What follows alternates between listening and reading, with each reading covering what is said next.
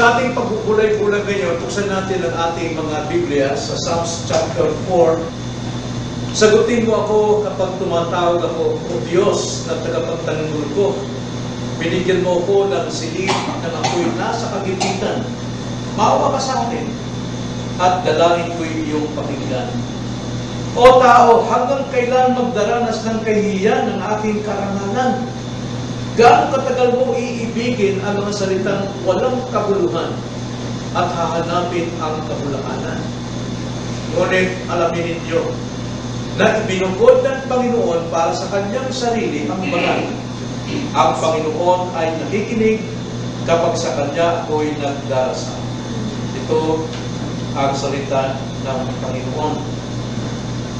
Ayon sa kontekstong ito, ay maaaring ito'y nangyari sa panahon ni Saul o ni Absalom na siya ay tinutugis at nais siyang saktan at patayin. Ngunit, batay sa mga pangungusap ni David sa verses 1 and 2, hindi ito tumutukoy sa paglitis sa kanya o sa paghabol sa kanya upang siya ay patayin, kundi ito isang panalangin kung paano siya iligtas sa isang matitinding mga pagpaninira ng kanyang pagkatao, ng kanyang pangalan. At dito, kausap niya ang Diyos sa una kung paano siyang nananalangin at paano siyang tinugon, at ngayon naman, kinausap niya ang mga taong sumisira ng kanyang dangal. Sabi sa verse 2, sabi niya, O tao, hanggang kailan magdaranas ng kahihiyan ng aking karangalan?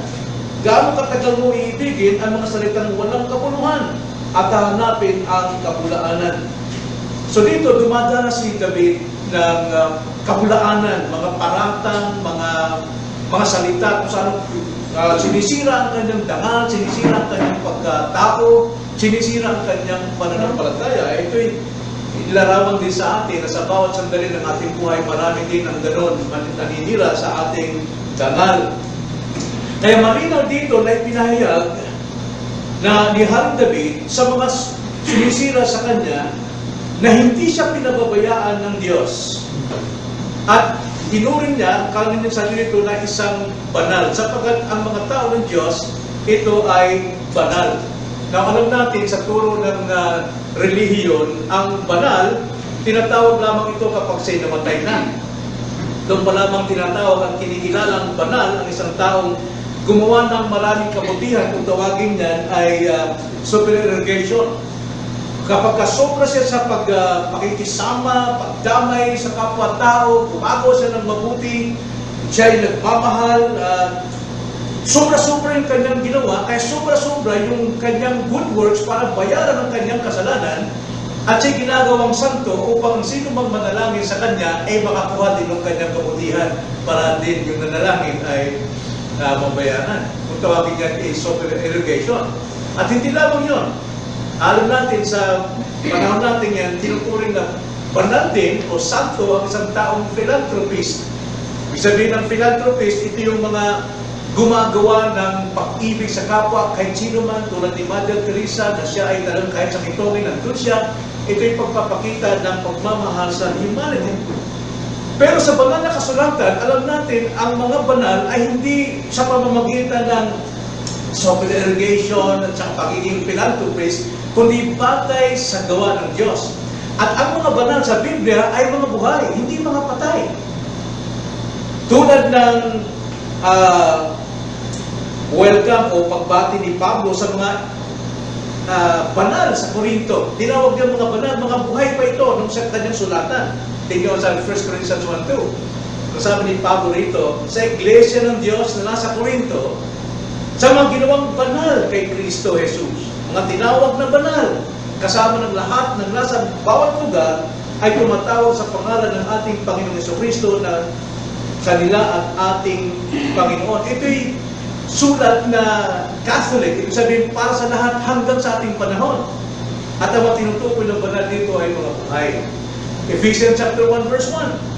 Si Pablo, apostol ni Kristo, Jesus, nasa pamagitan ng kalooban ng Diyos, sa mga banal na nasa Efeso at sa mga mananampalataya kay Kristo Jesus. Mananampalataya hanggang sa ating panahon, kung tawagin yan ay mga living saints. Isa pang patotoo, Philippians 1:1. si Pablo, si Timoteo, ng mga alipin ni Kristo Jesus, sa lahat ng mga banal kay Kristo Jesus na nasa Pilipos, kasama ang mga obispo at mga diakono. So, pinapakita rito na mali yung doktrina ng mga relihiyon na kapag kayo namatay, doon ka lamang kikilalanin bilang santo o banal, hahanapin nila yung gawa mo, pagiging philanthropist, pagiging super irrigation bago ideklara kay banal. Pero dito, sa banal na kasulatan, deklarando ang isang mananampalataya na banal. Ang kabanalan ay gawa ng Diyos sa isang tao. At hindi ito gawa ng tao ng paggawa ng mabubuting bagay. So dito, ipinapaalam ni David na ang mga banal ay may pribilehiyo. Tandaan natin ito mga kapatid, hindi tayo ordinaryong tao sa mundo ito. Hindi ka ordinaryong tao lamang sa iyong kapitbahay, sa iyong bahay, sa iyong trabaho. Isipin ninyo, kayo'y mananampalataya, tinuring kayong mga buhay na banal. At ang mga buhay na banal, ayon sa ating binasa, verse 3, ay mayroong pribilehiyo. Ano mga pribilehiyo ito? Dalawa. Una, ang mga banal ay pag-aari ng Diyos, huwag itong kalimutan. Ito ang sabi sa ating text, verse 3. Ngunit alamin ninyo na ibinukod ng Panginoon para sa kanyang sarili ang banal. Para sa kanyang sarili. Ang mga banal o mananampalatayang buhay pa ay pag-aari ng Diyos. Sa mga tweet, totoong may mga banal ang Panginoon. At yan ay nakita natin sa taga-Corinto, mga mananampalataya sa Pilipos, sa Efesos, maging dito sa Polino. May mga banal ang Panginoon. At ang kabanalan nila nagsimula saan? Sa wala pang hanggang simula. Eternity past. Verse 1 o chapter 1 ng Efesos. Verse 4. Na kayo'y kanyang pinili tungo sa bago pa likay ng mundo, upang kayo'y maging banal at walang kapintasan. So, ang isang banal o Kristiyano, sila hindi nakikita sa tabi-tabi lamang. Sila ay hindi basta tao lamang. Sila ay mga inilayo ng Diyos para maging Kanya, para maging banal. Kaiba sa takbo ng sanlibutan, sila nagiging banal dahil pag-aari sila ng Diyos.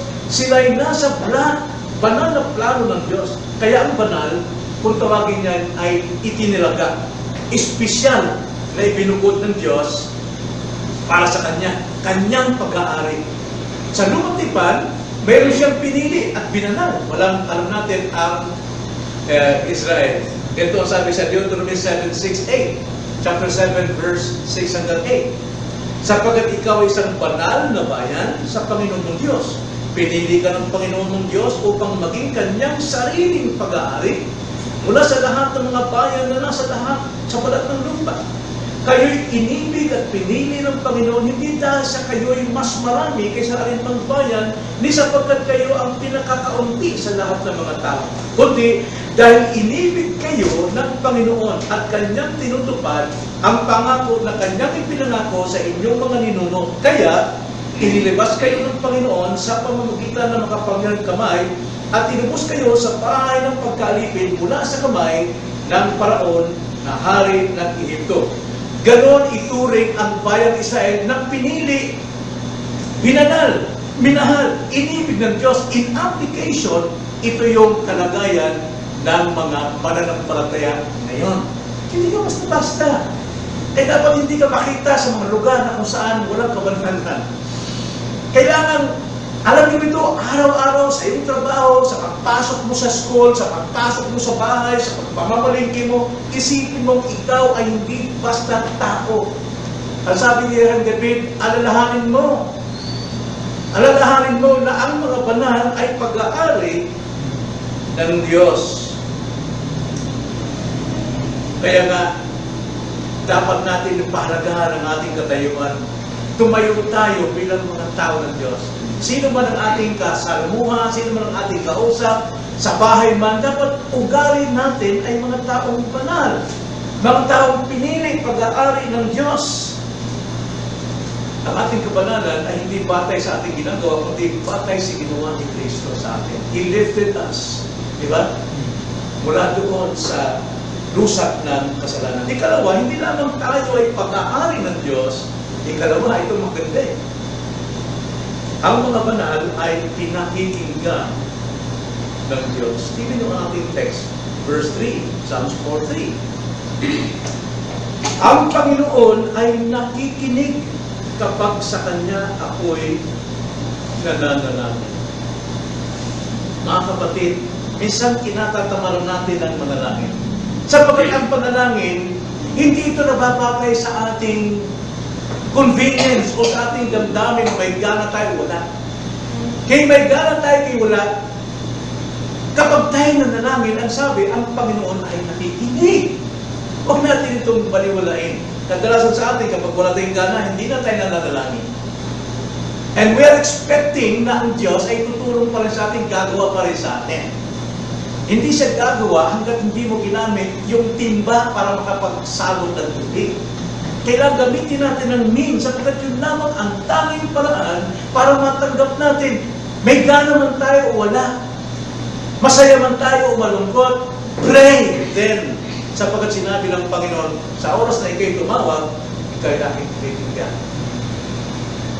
Kaya ang isang banal ng Diyos, itinulad ito sa tupa. At ang mga tupa ng Panginoon sumusunod sa Kanya, nakikinig sa Kanya. Kaya naman, dinidinig sila ng Panginoon. Hindi sabi sa John 10:27-28, naalala niyo? Pinapakinggan ng aking tupa ang aking tinig at sila'y aking kilala. At sila'y sumusunod sa akin. Sila'y binibigyan ko ng buhay na walang hanggan. At kailanmay hindi sila mapapahama. At hindi sila aagawin ng sinuman sa aking kamay. So therefore, pray. Sapagkat tayo minsan wala tayong gana na sumunod sa Panginoon. Minsan wala tayong gana magtiwala. Pero tayo'y nagtiwala sa Kanya. Minsan lang tayo nagtiwala sa Kanya. Hindi pwedeng mawala yun. Pero sa everyday life ng ating buhay, dapat tayo'y namumuhay upang may pamuhay natin yung buhay na walang hanggan. Sabi ng Panginoon, binibigyan ko sila ng buhay na walang hanggan. Sa bawat araw, may buhay ka na walang hanggan, pero binibigyan ka pa rin ng pananagumpay. Kaya nga, pinapakinggan sila. Jeremiah 33 verse 3, Call unto me, and I will answer thee. Alam nyo, direktahan nyo, tumawag ka sa akin at sasagutin kita. At lahat ng mga bagay na hindi mo hinihiling, hindi mo nakikita, magugulat ka, darating sa iyo.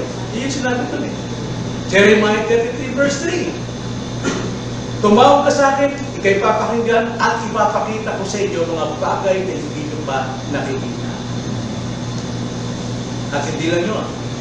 Tulad ng sa New World, New Heaven. Ngayon, naranasan natin yun. Isaiah 65:24. Hindi pa man bumubuka ang ating bibig, nasa puso pa lamang ang ating dadalangin, pinapakinggan at dinidinig ng Panginoon. Nakita niyo kung gaano ka-privilege ang isang banal. Kaya nga ito yung ating paksa ngayon, ang pribilehiyo ng banal. Mga kapatid, huwag tayong mag-self-pity, huwag tayong mainis sa sirkumstansya, huwag tayong maguluhan, ano man nakikita natin na parang walang pag-asa. Eh, alam ng Diyos yan at ang Diyos ang siyang gumagabay sa atin. Kaya nga, bilang leksyon sa atin, mga kapatid, dalawang pribilehiyo, ikaw ay pag-aaral ng Diyos, ikaw ay pinakikinggan ng Diyos. At tulad, mga banal ay walang kasiyahan sa mga bagay na temporal sa mundo. Yun lang. Ang sanlibutan nandun palagi sa mga temporaryong bagay, pero ikaw'y banal. Kaiba ka. Ang pag-ibig mo wala doon sa mga pansamantalang bagay. What does it profit a man if he gains the whole world? Sabi sa Matthew 16:26, ano mapapala mo kung ibigin mo ang buong sanlibutan, pero kung mawawala naman, maliligaw naman ang iyong kaluluwa. Mayroon ba tayong may babayad sa ating pagkawala? Dahil sa pagharap natin mga temporal things, wala. Wala. So anong dapat kasiyahan ng isang tao ng Diyos, ng isang banal? At tingnan natin si Aling David. Sabi niya sa Psalms 119 verse 92, ganito sabi niya.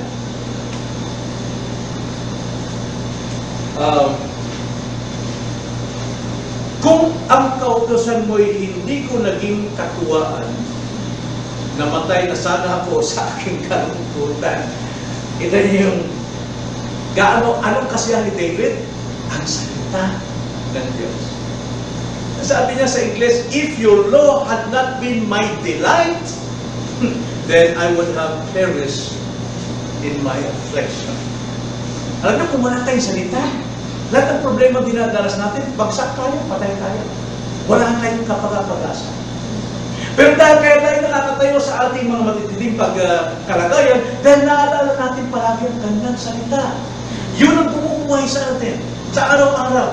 Kahit gaano mang kalunos-lunos ang buhay natin, namatayan man tayo ng mga minamahal, nakakatayo pa rin tayo dahil sa salita na nakatanim sa ating puso. Yun ang ating delight.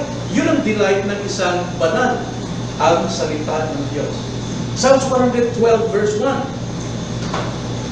Praise the Lord! How blessed is the man who fears the Lord, who greatly delights in His commandments. Sabi dyan, purihin ng Panginoon, mapalad ang taong sa Diyos ay natatakot at ang kanyang kadalagang lubos ay ang salita ng Panginoon.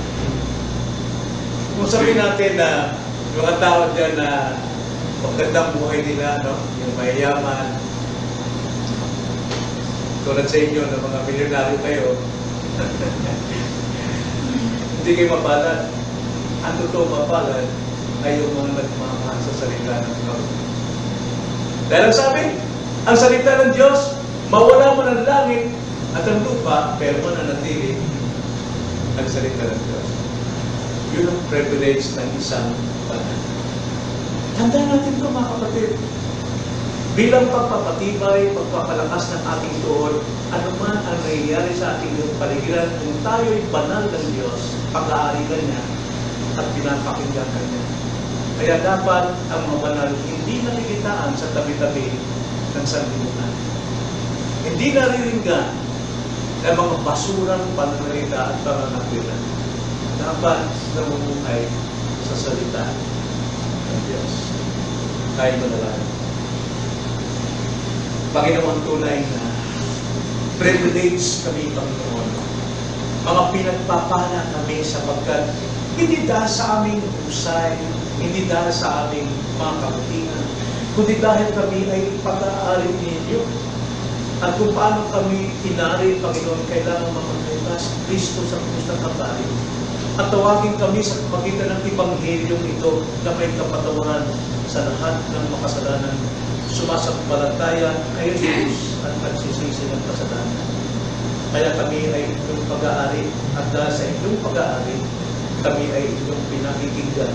Kaya naman, Lord, hindi nyo kami tatalikuran, iiwan man sa aming kalagayan. Kaya Lord, tulungan nyo kaming tumayo sa privilege nito. Manindigan kami na hindi kami talunan upang sa ganun, lagi pong mulatag ang aking tuhod sa paglakad sa makasalanan sa Diyos. Aming dalangin sa pangalan ng Panginoon Jesus.